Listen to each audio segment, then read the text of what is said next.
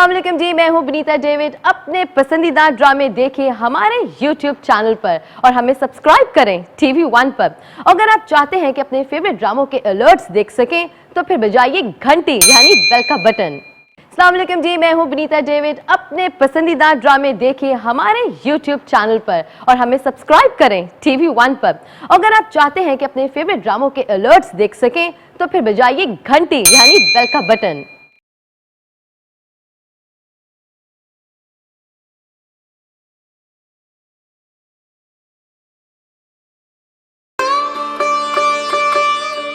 शादी का मतलब जिंदान होता है।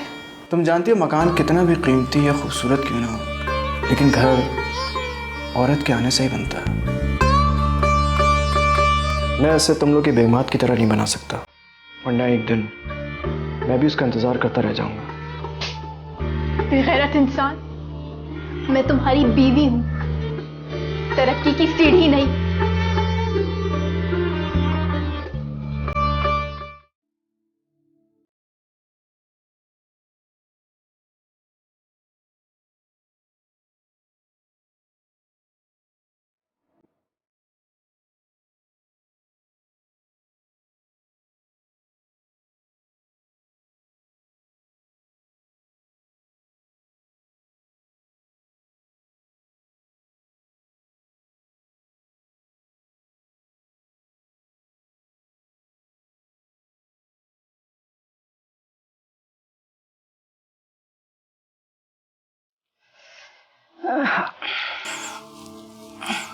बानो, ये तो ऐसी रोने वाली शक्ल बनाकर क्यों बैठी है? तुझे पता है मेरी दादी कहती थी शादी से पहले ऐसी शक्ल बनाने से शादी वाले दिन चेहरे पर रूप नहीं आता। पता है शादी की पहली रात मर्द की आंखें औरत की खूबसूरती को ढूंढती हैं। अम्मा, मुझे जो चाहे बना दो, पर बीबी जी ना बनाओ। पागल हो गई हो क्या? सारी जिंदगी कमारी बैठी रहोगी? हर लड़की को एक ना एक दिन शादी करना ही पड़ती है। अम्मा, क्या शादी पैरों में बेड़ियां डालने का नाम है? क्या मतलब? ये गांव की जितनी लड़कियों की शादी हुई है उनके पैरों में पेड़ी डाल दी है क्या? ये बेड़ियां नहीं तो और क्या है? घर से बाहर नहीं निकल सकती, ना कुएं पे जा सकती हूँ, ना खेतों में। अभी से पाबंदियां लगा दी गई हैं, जैसे कि माइयों में बिठा दी गई हूँ। मुझे पता है तू सुबह से चरपाई पर बैठे बैठे यही सारी बातें सोच रही है कि हमने तुझे घर में कैद कर दिया। अम्मा, मुझे गांव की हर चीज याद आएगी। ऐसा क्या है जिसकी याद में ऐसी टेढ़ी शक्ल बनाकर बैठ गई है? गफूरे चाचा की घर की बेरी पर फैली हुई अमर बेल, या वो मीर दाद का कुत्ता जो हमेशा घर के दरवाजे पर बैठा हुआ आती जाती लड़कियों को घूरता रहता है गुंडों की तरह, और वो नूरा नाई जैसी लड़कियों को देखता है मनूस के मुंह से गंदे लतीफे निकलना शुरू हो जाते हैं। और तू समझती कि हमने तुझे पाबंद कर दिया? अरे बेटा, ये पाबंदी नहीं है, ये तो एक रस्म है। और जब मेरी शादी होने वाली थी ना तो मुझे भी इस रस्म का पाबंद करके बिठा दिया था। और तू अब इस गांव को भूल जाने की कोशिश कर। तेरा होने वाला दूल्हा शहर में नौकर है और वो शादी के बाद तुझे शहर में अपने पास ही रखेगा।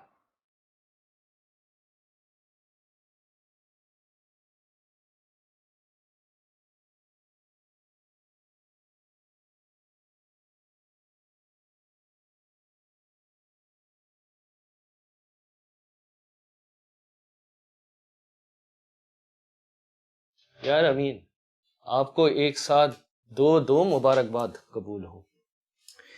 अलग अलग करके दें, कबूल करने में आसानी होगी। भाई, सबसे पहले तो आपकी तरक्की होने पे अब आपकी तनख्वाह 7,500 रुपए माहवार हो गई है, और दूसरी मुबारकबाद आपकी शादी के लिए। बहुत बहुत शुक्रिया, लेकिन आपको मेरे साथ गांव चलना होगा, मेरी शादी में शिरकत करना है। यार, मैं माफ़ी चाहता हूँ, मुझे कोई ज़रूरी काम है, मैं आपकी शादी में शिरकत नहीं कर सकता। हालांकि मेरी बड़ी ख्वाहिश थी। कोई बात नहीं, अपनी जिम्मेदारियों को पूरा करना ज़्यादा अहम होता है। एक बात तो बताएं, हमारी होने वाली भाभी में ऐसी क्या ख़ास बात है? क्या हमारे शहरी कोट और पतलून पहनने वाले दोस्त को शहर की रंगीनियों में भटकने नहीं दिया?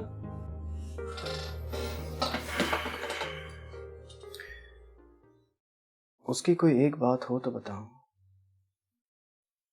उसकी तो हर बात में एक अदा है। सच पूछो तो वो अदाओं की मिट्टी से बनी एक मुजस्मा है। वो सर पर दो भरे हुए घड़े रख के जब चलती है तो उसके जिस्म के तमाम खुतूत जाग उठते हैं।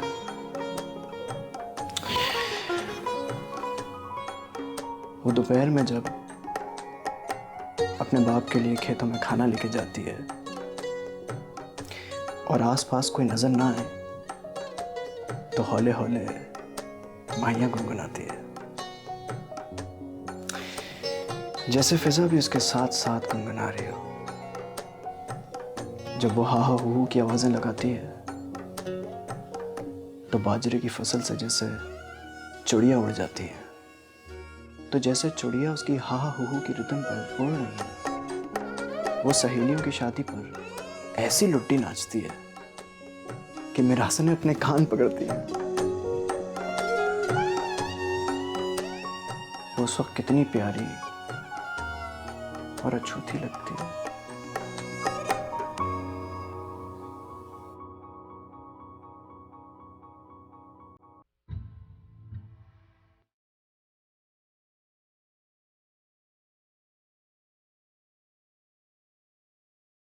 अम्मा, शादी का मकसद ये हरगिज नहीं होता कि हम किसी की आज़ादी को कैद करें। बानू क्यों कुएं पर पानी भरने नहीं जाती? मैं बानू से इसलिए शादी नहीं कर रहा हूं क्योंकि उसका बाप और मेरे अब्बा आपस में दोस्त है, या उन्हें अगली फसल तक गंदम खरीदने की जरूरत नहीं पड़ती। मैं उससे इसलिए शादी कर रहा हूं क्योंकि वो एक सादा और देहाती लड़की है। वरना जिस शहर के दफ्तर में मैं काम करता था और जिस मोहल्ले में मैं रहता हूं, वहां एक से एक रिश्ता मेरे सामने पेश किया गया, मगर मेरी इस अच्छाई का महवर लड़कियों का हुस्न या उनके अमीर वालिदैन की तरफ से मिलने वाला जहेज नहीं था। इसलिए कि शहरी तमद्दुन के बावजूद मेरा शऊर अभी तक देहाती ही है। बारिश के पहले छींटे के साथ जब मिट्टी की सौंधी सौंधी खुशबू से हवा बस जाती है तो मेरा जी चाहता है कि बाहर जाकर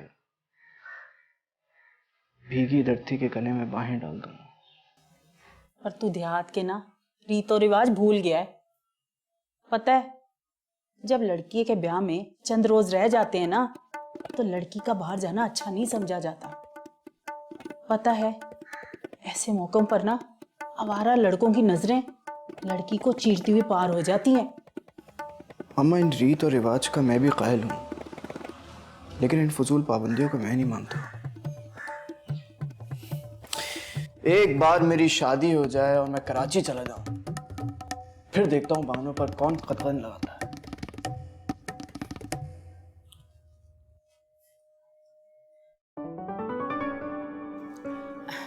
बहू, अरे जल्दी तैयार हो के आ जा, तेरा भाई तुझे मैं अकेले जाने के लिए आया है।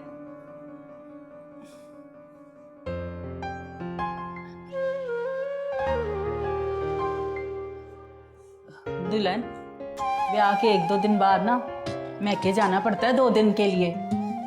ये रस्म है और इसे निभाना जरूरी है ताकि लड़की के घर वाले ये ना समझे कि ब्याह के बाद लड़की हमेशा के लिए पराई हो गई है। तू क्यों मुंह लटका के बैठा हुआ है? 1-2 दिन के लिए जा रही है तेरी दुल्हन। एमी फजूल में मुंह बनाया हुआ तूने। बानो, थोड़ी देर के लिए मेरे साथ अंदर चलना।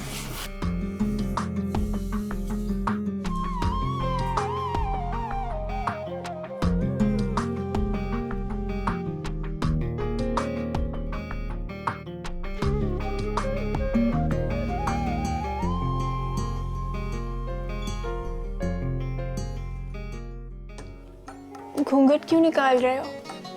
ताकि तुम्हारी खूबसूरती पर किसी की नजर ना पड़े। मैंने तो पर्दा कभी नहीं किया। बानो, अब तुम मेरी बीवी हो।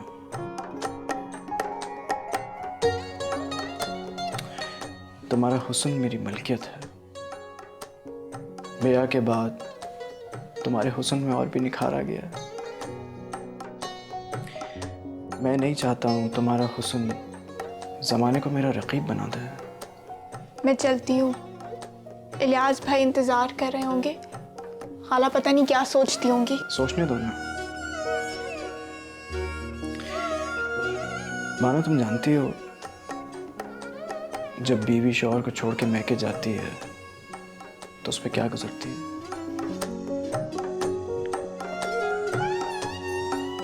मैं चलती हूँ।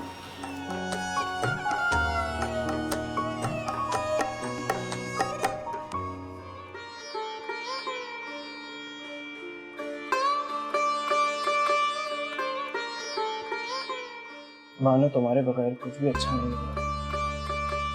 मैंने पल पल 2 दिन गिन के गुजारे। पहली बार एहसास हुआ, इंतजार में गुजरने वाली घड़ियां इंतजार करने वाले को पल पल मौत के करीब ले जाती है।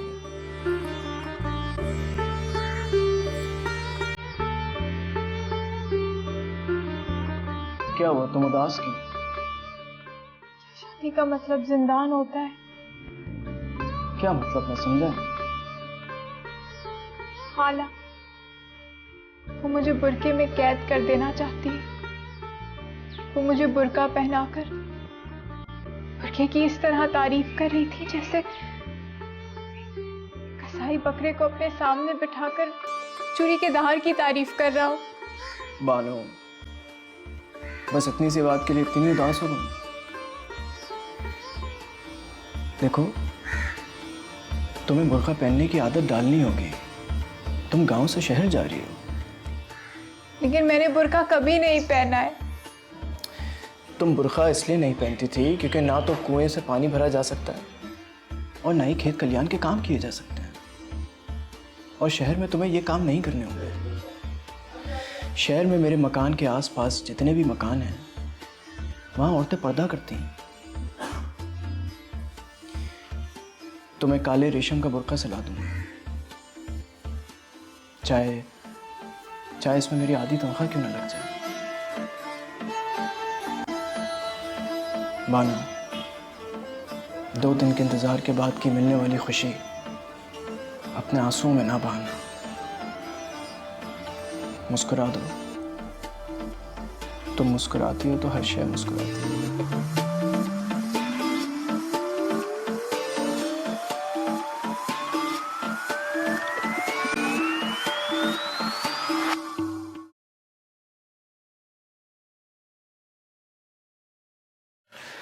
बानो बेगम, कैसा लगा हमारा नया घर, अपनी नई दुनिया? बहुत अच्छा है घर। अच्छा तो पहले से था, लेकिन अब बहुत अच्छा है। तुम जो आ गई हो। तुम जानती हो मकान कितना भी कीमती या खूबसूरत क्यों ना हो, लेकिन घर औरत के आने से ही बनता है।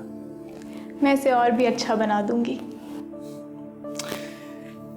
बिल्कुल अच्छा बनाओ, तुम्हारा अपने घर है, लेकिन आज नहीं। आज क्यों नहीं? अरे भाई, कल रात ही तुम पहुंची हो, इतना लंबा सफर किया तुमने, थक गई होगी, आराम करो। मैं बिल्कुल नहीं थकी हूँ, दरअसल तुम थक गए हो। तुमने इतना लंबा सफर तय किया है, मैं कैसे थकने लगा? मुझे तो इस तरह की सफर की आदत है, तुम्हें आदत नहीं है, तुम थक गई होगी। जरा जरा सी बात पर गुस्सा कर रहे थे। एक बार मैंने अपना हाथ बुरके से निकालकर बाहर रखा तो गुस्से से तुम्हारा चेहरा लाल हो गया था, वरना तो मेरा सफर अच्छा ही गुजर गया। गैरतमंद शौहर के पहलू में बीवी बैठी हो तो वो सुकून से सर टिकाकर अपनी आंखें मूंद नहीं सकता। तुम जानती हो गुस्से से मेरा चेहरा लाल क्यों गया था? हमारी निशस्त के बराबर में 2 मुसाफिर बैठे हुए थे। मुझे ऐसा लगा कि वो दोनों मुसलसल तुम्हारे हाथों को देख रहे हैं, इसलिए मैंने तुम्हें हाथ छुपा लेने को कहा। और मैंने तुम्हारा गुस्से से लाल चेहरा देखकर फौरन बुरखे में हाथ कर लिया। बानो बेगम, सच्ची बात तो ये है कि मेरा गुस्सा मेरे प्यार की तर्जुमानी करता है।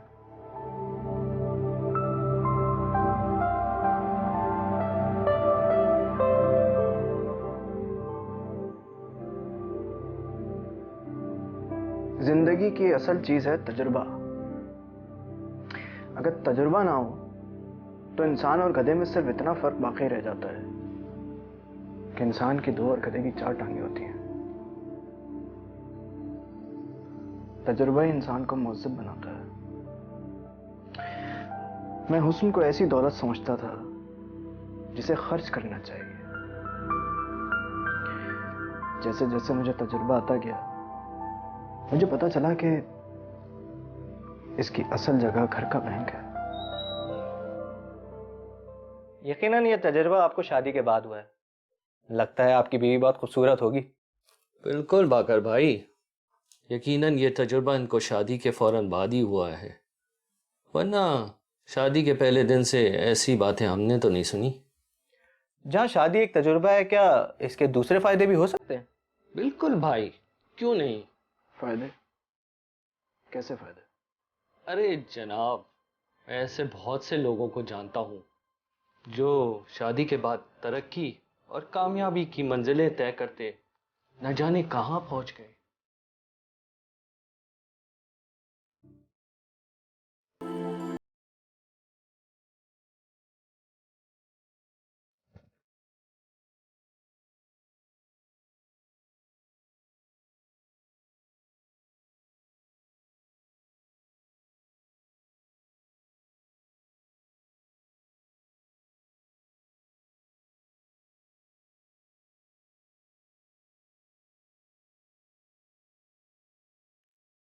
बहुत अच्छी लग रही हो। अब तुम शहरी बानो बन गए। आज शाम को पड़ोस की औरतों के साथ बाजार जा रही हो, खरीदारी करना। बिल्कुल जा रही हूँ। तुम्हें तो पता है हर महीने की यकम को हम सहेलियां जाती हैं। हाँ याद आया, इस महीने की 15 तारीख को गांव में ज़ैनब खाला की बेटी की शादी है। हम दोनों को जाना होगा। हाँ जरूर चलेंगे, अगर कोई मसरूफियत दरमियान में ना आई तो।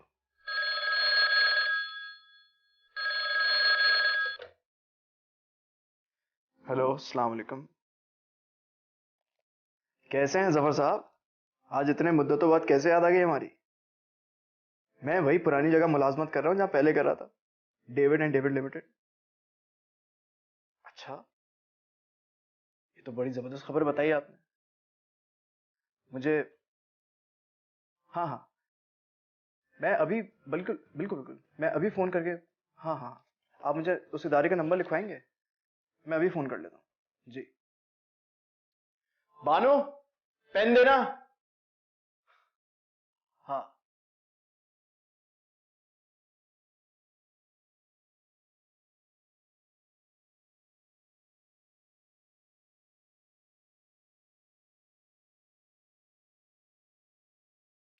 ये लीजिए आपकी चाय। बैठो।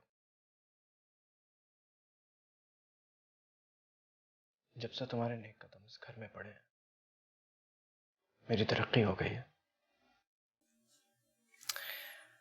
अच्छी नौकरी, दीगर मरावात, ऐसा लगता है जैसे कुदरत अचानक मुझ पे मेहरबान हो गई है। वाकई हमारे हालात ऐसे बदल गए हैं कि लगता है जैसे कोई ख्वाब देख रही हूँ। बानो, ख्वाब बंद आंखों से देखे जाते हैं, खुली आंखों से नहीं। जो खुली आंखों से नजर आए वो हकीकत होती है। तो अब जबकि हमारे हालात बदल ही गए हैं, तो हम गांव बस में नहीं, हवाई जहाज, वो क्या कहते हैं अंग्रेजी में, एरोप्लेन, हाँ याद आया, एरोप्लेन ही कहते हैं ना हवाई जहाज को।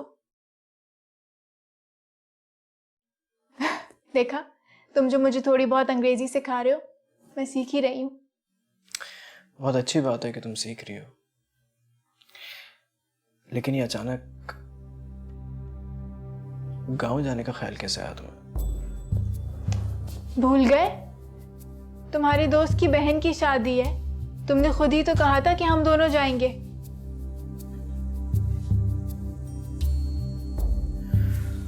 हाँ जरूर कहा होगा, लेकिन अब भूल जाओ।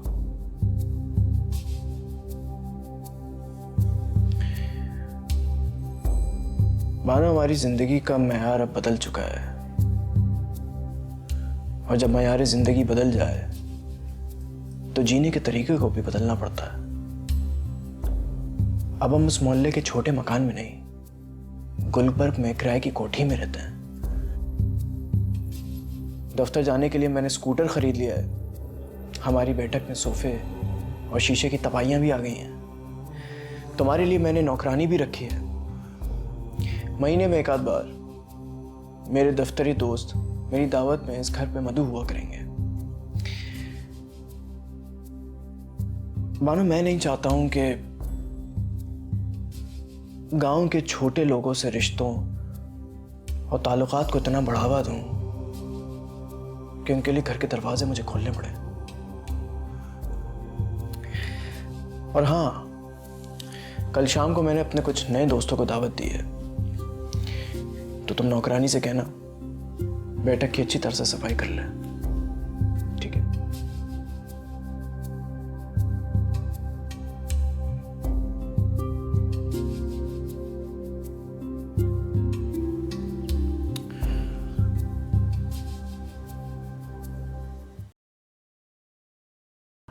सवाल ये कि बीवी अगर सियासत में अच्छा किरदार अदा करे तो शौहर की हालत अबतर हो जाती है, और उसके पास इतना टाइम ही नहीं होता कि वो इस बात को नोटिस कर सके कि शौहर की हालत अबतर हो गई है। तो इस लिहाज से तुम तो बहुत खुशकिस्मत हो। क्यों, तुम्हारी बीवी सियासतदान है क्या?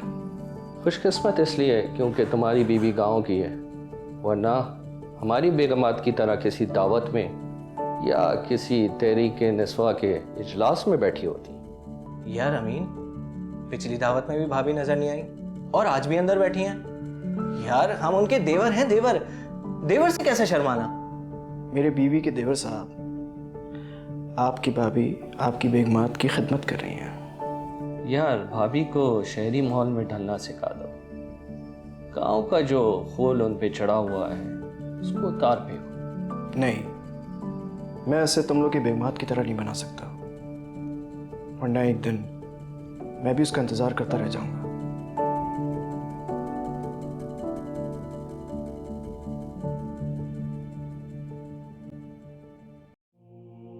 क्या रेहान को इतने बड़े ओहदे पर अचानक तरक्की मिल गई? वो इतना काबिल तो नहीं था। उसे जरूर ये तरक्की अपनी चापलूसी और खुशामदी की वजह से हासिल हुई होगी।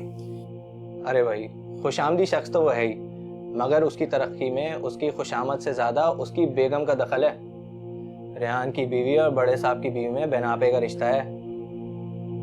ईद में सवैयों का तबादला, सालगिरह में तोहफों का तबादला, और कभी कभी बड़े साहब और उनकी बीवी की शाहाना दावत का एहतमाम करना। अब तरक्की के लिए कुछ ना कुछ तो करना पड़ता है ना। ये तो बिल्कुल बेगैरती है। ये तो वही बात हो गई कि मैं अपने बड़े अफसर को दावत पे बुलाऊं घर और अपनी बेगम से कहूं कि मेरे अफसर के मुंह में निवाला डालो।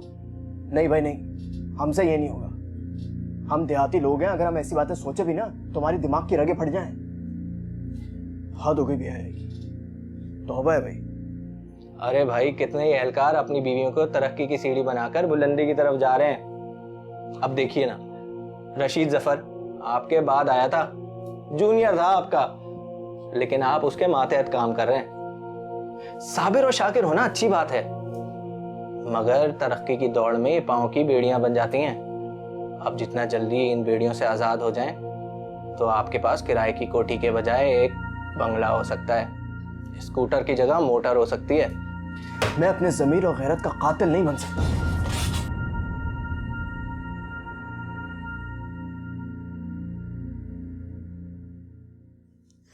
भाई अब हम एक नए इलाके में आ गए, अड़ोस पड़ोस के साथ अच्छे ताल्लुकात रखने के लिए छोटी मोटी दावतें करनी पड़ती हैं।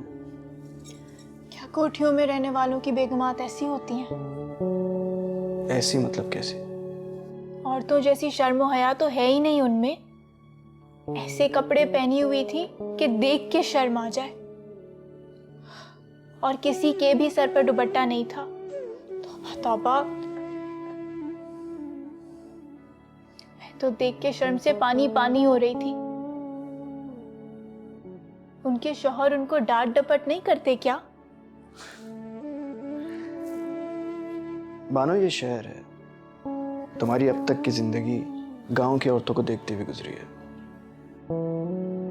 शहरों में मियां बीवी से ज्यादा दूसरे के दोस्त होते हैं, ऐसे दोस्त जिसमें सब चलता है। शहरी तो मैं भी हो गई हूँ, लेकिन मुझे उनकी तरह नहीं बनना है। बानो, तुम्हारा अमीन जब शहर की रंगीनियों में ना बदल सका तो तुम्हें कैसे बदलने देगा? भाई, मैं तो आज भी चाहता हूँ तुम मेरे पास बैठकर माहिए गाओ, हा हा हू करो, जैसे खेतों में चिड़िया उड़ाते वक्त करती थी।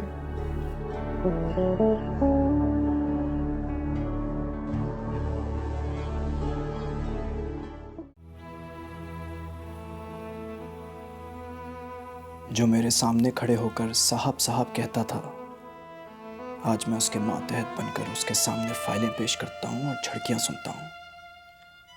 खालिद सही कह रहा था, मैं महीनों का सफ़र सदियों में तय कर रहा हूँ। जब दफ्तर के सामने अपनी मोटर रोकता हूँ तो दूसरे आला एहलकारों की मोटरों के मुकाबले में ऐसा लगता है जैसे मैं मोटर के बजाय डिबिया से निकल रहा हूँ। एक मर्तबा तो किसी दोस्त ने मेरी इज्जत का कचरा कर दिया था।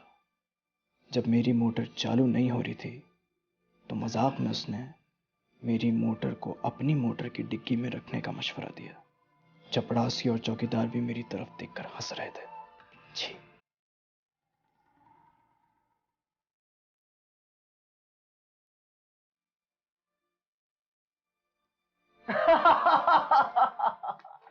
जनाब जनाब, आप लतीफे बहुत कमाल के सुनाते हैं। आपको देख के कतई ऐसा नहीं लगता कि आपके अंदर एक शोख इंसान भी बसता है। अगर आप बुरा ना माने तो किसी छुट्टी के रोज हमारे घर तशरीफ लाइएगा, खुलकर बैठक करेंगे। अमीन मियाँ, सिर्फ बैठक से ही वक्त कहाँ बीतेगा। कुछ पीने पिलाने का इंतजाम करो तो वक्त का मजा भी आएगा। अच्छा जनाब, मैंने तो आज तक पी नहीं है, लेकिन चलिए, आपकी आमद की खुशी में इसका इंतजाम भी हो जाएगा। लेकिन हम देसी नहीं विलायती पीते हैं। जनाब, ये कौन सी बड़ी बात कर दी आपने? बिल्कुल आपको आपकी पसंद की चीज पिलाएंगे। पीने के बाद हम बहक जाते हैं। सरकार, हम हैं ना आपको थामने के लिए। आप पहले हमारी दावत तो कबूल कीजिए, हमारे गरीब खाने में अपनी आमद का शर्फ तो बख्शिए। वैसे तो हमारी फितरत में दावतें देना है, दावत कबूल करना हमारी शान के खिलाफ है। बहरहाल, अगर आप जिद कर रहे हैं तो आपकी खुशी की खातिर हम आपकी ये दावत कबूल कर लेते हैं।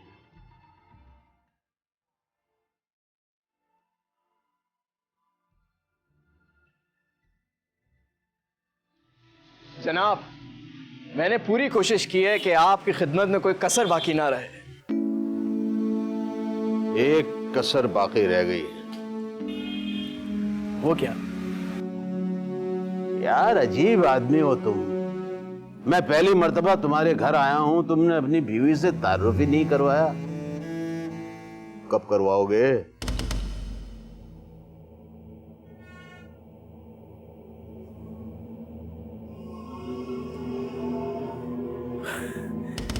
जनाब, वो देहाती औरत है, उसे आप जैसे बड़े लोगों से मिलने का सलीका नहीं आता। ऐसी की तैसी सलीके की।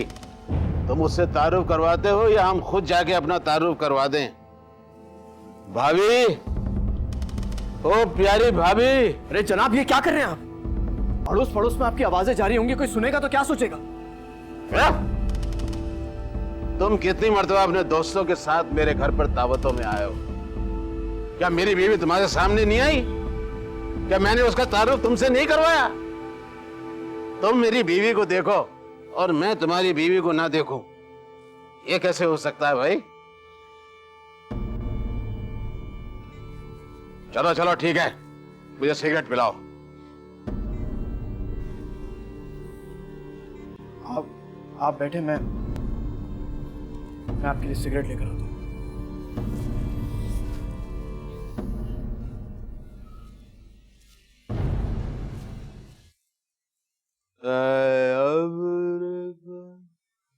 आज इतना बरस के वो जा न सके, घर आया है एक मेहमान, डर है कि चला ना जाए, हम दिल की बात सुना न सके। ऐ अब्र गरम।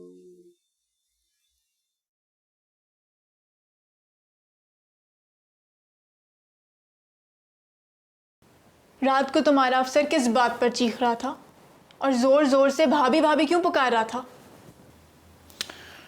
पी ली थी उसने, बह गया था। तो ऐसे लोगों को बुलाते क्यों हो जो शराब पीते हैं? पर्देदार बीवियों को यूं नाम लेकर नहीं पुकारते। पिछली मर्तबा भी जब तुमने दोस्तों की दावत दी थी तो यही किया था। अच्छा ठीक है।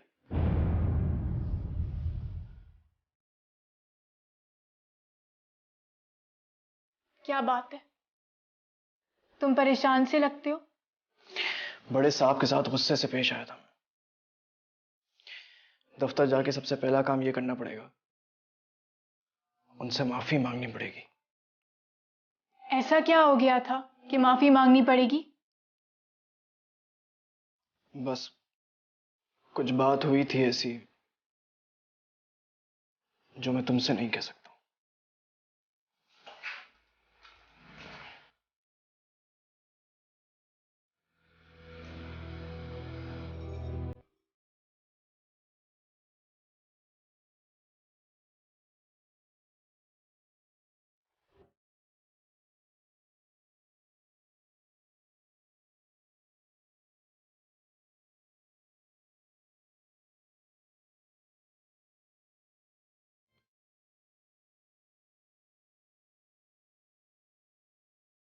तुम जैसे कमजोर वो छोटे आदमी की दावत कबूल करके मुझे तुम्हारी कमजोरी से ज्यादा अपने आप पर गुस्सा आ रहा है। मैं माफी चाहता हूं जनाब, मैं अपनी हरकत पर वाकई बहुत शर्मिंदा हूं। तुमने मेरी बेइज्जती की है और मुझे अपनी इज्जत बहुत प्यारी है। तुम्हें माफी नहीं, सजा मिलेगी। मैं तुम्हें नौकरी से बर्खास्त करता हूं। अपनी मनहूस शक्ल लेकर दफा हो जाओ मेरे दफ्तर से। जनाब, पहली और आखिरी गलती समझ के मुझे माफ कर दीजिए। मैं आइंदा अपने हद से कभी तजावुज नहीं करूंगा। ठीक है, अगर तुम इतना गिड़गिड़ा रहे हो तो तुम्हें माफ करना पड़ेगा, लेकिन एक शर्त पे। तुम तहरीरी तौर पर माफीनामा लिखकर मेरी मेज पे रखोगे, समझे? सोच क्या रहे हो, नौकरी या माफीनामा?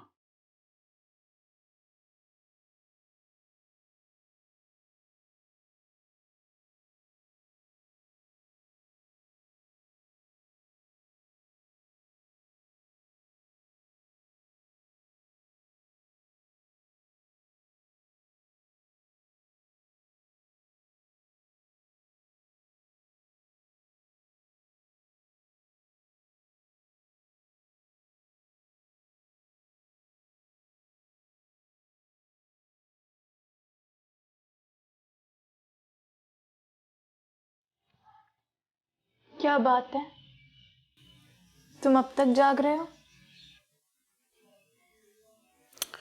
कुछ नहीं, सो जाओ। बात क्या है? पहले तो तुम इतनी रात कभी नहीं जागते। अरे कहा ना कुछ नहीं, समझ में नहीं आ रही क्या?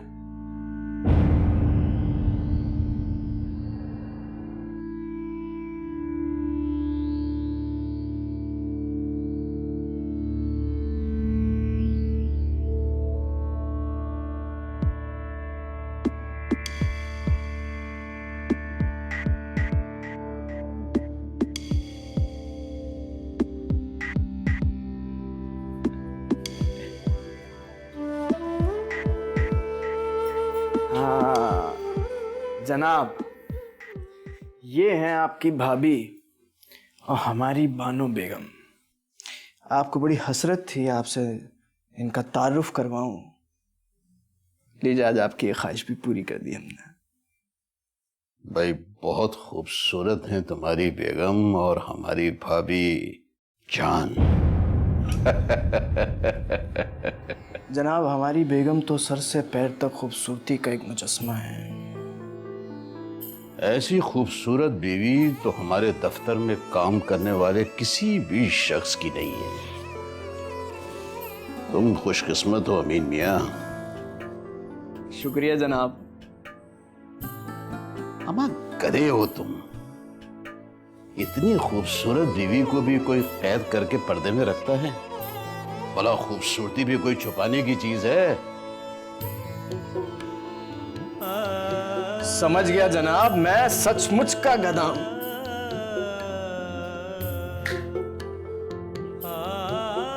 मैं माफी मांगता हूं बानो बेगम। शादी के बाद से मैं तुम पर जबरदस्ती करता चला आ रहा हूं। मैं जबरदस्ती की तुमसे माफी चाहता हूं। गुनहगार हूं मैं, मुजरिम हूं मैं।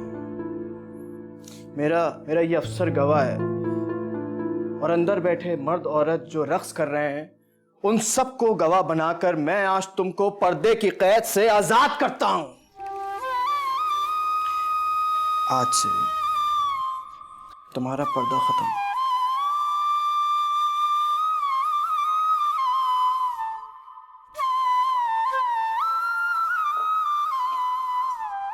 अब तो खुश है ना जनाब? मैंने खूबसूरती को कैद से आजाद कर दिया। बहुत अच्छे अमीन, बहुत अच्छे। अब तुम्हें तरक्की करने से कोई नहीं रोक सकता, क्योंकि अब तुम बाशऊर हो गए हो और तरक्की बाशऊर लोगों को ही मिलती है। हाँ, तो मेरे बाशऊर होने की खुशी में आज मैं सबको पिलाता हूं। बेगम, तुम भी मेरी खुशी में शामिल हो जाओ। मेरे अफसर से हाथ मिलाओ और बाहर चलकर मेहमानों को लुट्टी दिखाओ। मिलाओ।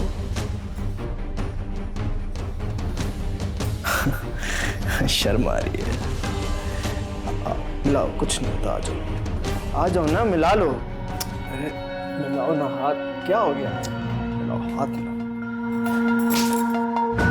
बेगैरत इंसान, मैं तुम्हारी बीवी हूं, तरक्की की सीढ़ी नहीं।